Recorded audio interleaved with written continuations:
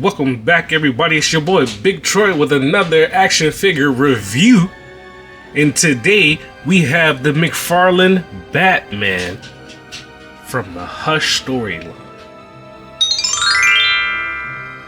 First thing, you know we got those black things on so we leave no prints. But today, like I said, we have the Batman from the DC Multiverse, the Todd McFarlane toy line from the Hush story line. On the back, we have a cool picture of Batman from that story, a little comic art. Side, we have the Batman name. The front window, we see Batman with some batarangs. We have swap out heads and Bruce Wayne. And then we have Batman Hush on the side. So let's open up the package. Before continuing, I'd like to just thank all of my new subscribers and old subscribers, and also all of the friends and encouraging people that I've met in this hobby that have been motivating me to get more videos out and just continuing on with the grind. Just know I appreciate each and every one of you.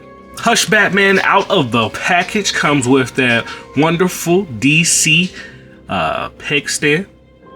I always appreciate these. And then we get a cool data file with that same comic art that was in the back of the packaging. So we have Batman on the front, and then if we flip it to the back, we get the data file, real name Bruce Wayne. And if you can see it, you can pause and read it if you want to know more about this particular version of Batman and his storyline. I do love the cards that come with the McFarlane characters. I mean, I know some people, they don't care either way it goes, but I do. I put them in a nice little sleeve and I just collect them. It's something extra to have. So I appreciate them. So here's Batman out of the packaging. My personal preference on him, I will tell you that he is one of my favorite at the moment McFarlane Batman, just because of the sculpting of the head. It looks comic. It looks like a comical, but it also looks realistic. It's not overly playful, and it's very serious looking. So just by like the head sculpt alone, and then I guess you could say his stature or his posing just out of the package. This is one of the few action figures that I've opened up where I feel like as soon as I just pop him out of the packaging, I can just pose him on the shelf. Just from like the stands that he's in. And I bet you that's purposely done, but I ain't mad at it. But continuing looking at the action figure, have that head sculpt.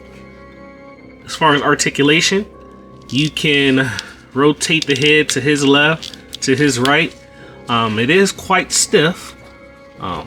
Going backwards, I can't get any articulation in his head because it looks like it's all one fused piece. If you can see closely, the head sculpt is just molded all the way into his neck.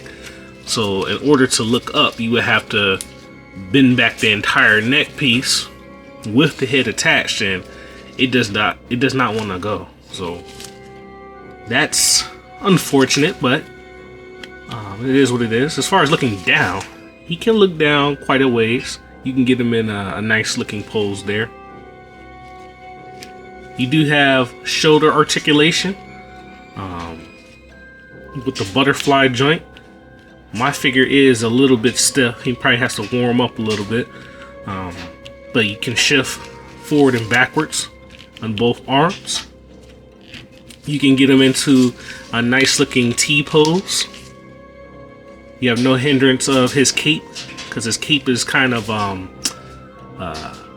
draping behind or over his shoulders. They're not extending past his shoulders.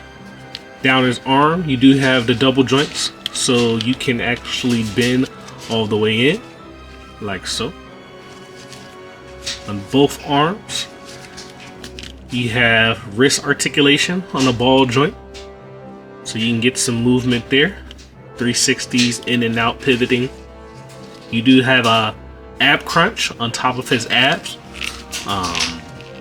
You can go back quite a ways, so they could probably help you if you're trying to pose him looking up a little bit, like so.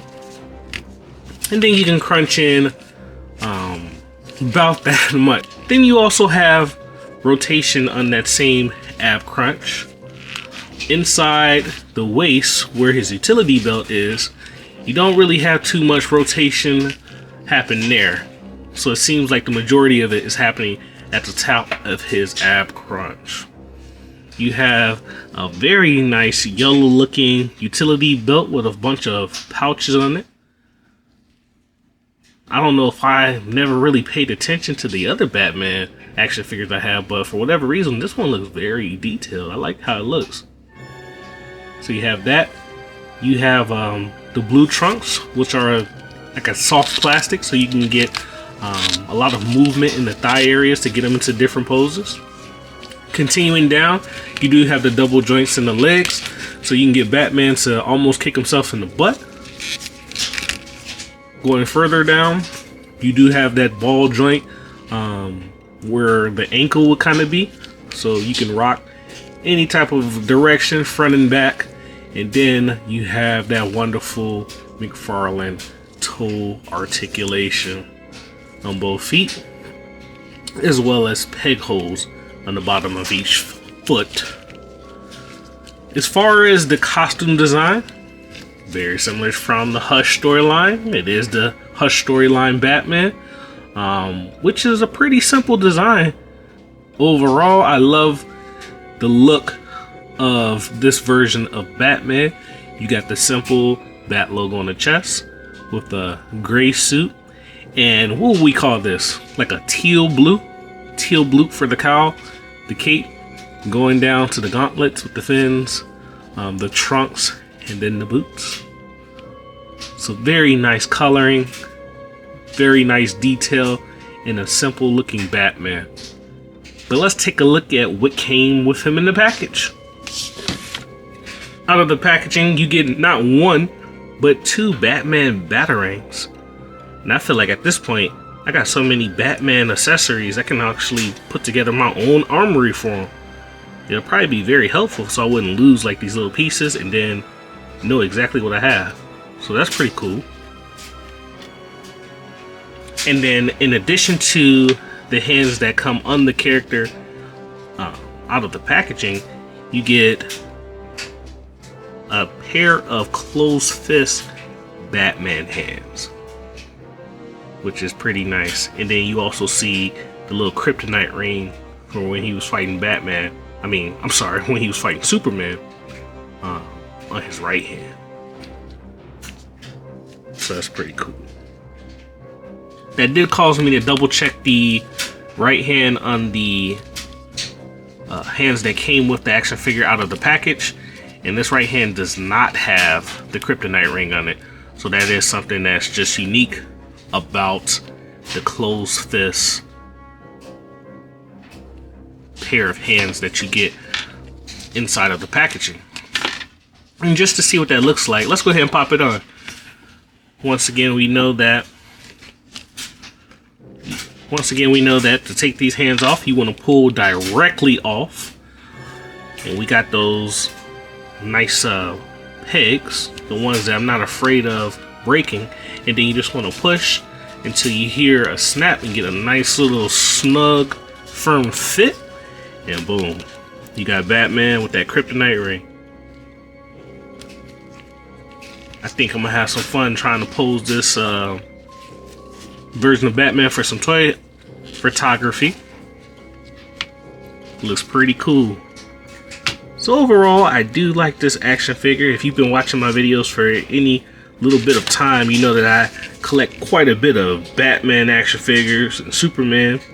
I feel like in DC, those are the two main ones that I primarily collect. I do have other ones, but man, I'm a sucker for Batman and Superman. And this is a good one to add to the collection. And before I finish this up, I didn't even talk about the cape. because the cape has like this swaying motion to his right.